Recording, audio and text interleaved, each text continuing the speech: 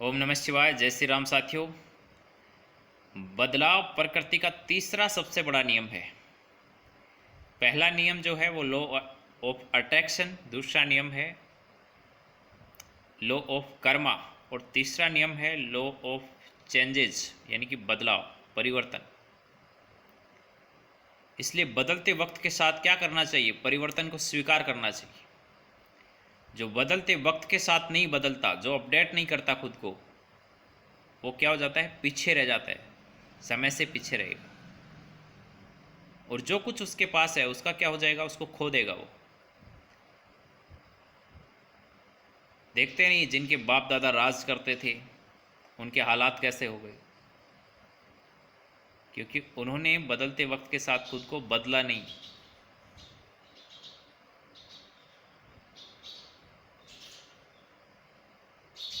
इसीलिए हो गया।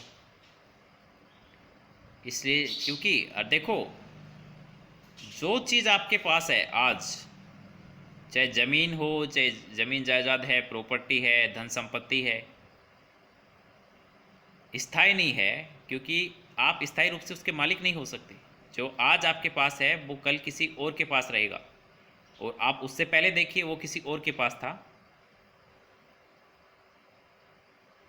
तो समय के साथ जो कानून आ रहे हैं, समय के साथ जो अपडेट आ रहे हैं, समाज के अंदर जो, देश के अंदर जो आ रहा है बदलाव, उसको स्वीकार कर लीजिए। क्योंकि वो समय की आवश्यकता है।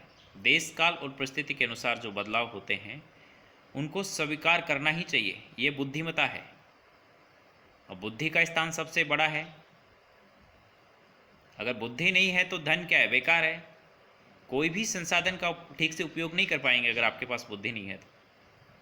देखो ना, लोगों के पास बहुत धन पड़ा है, धन शक्ति है, बाहुबल बहुत है, लेकिन राजा कौन बनता है? जिसके पास बुद्धि है, विवेक है, धैर्य है। बाहुबल वाला राजा नहीं बनता। वो जमाना गया जब बाहुबल से राजा बनते थे लोग। आप क्या सोचते हो? धन शक्ति वाला राजा बनता है? नहीं जी।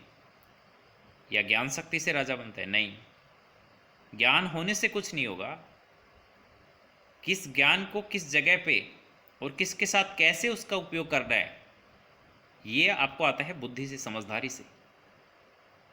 देखो, कोई भी शास्त्र आपके लिए फायदेबल कब होगा? जब आपके पास बुद्धि है, विवेक है। जिस व्यक्ति के पास बुद्धि नहीं है, विवेक नहीं है, उसका कोई भी शास्त्र उसके लिए फायदेमंद नहीं हो सकता। उसको उससे शास्त्र से क्या होगा? नुकसान होगा।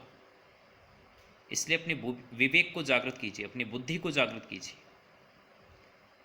देवी देवताओं को हम बहुत जगाते हैं, जागरण करते हैं ना, लेकिन खुद का जागरण कब करोगे? जब तक खुद का जागरण नहीं करोगे तब तक आपका भला नहीं होगा।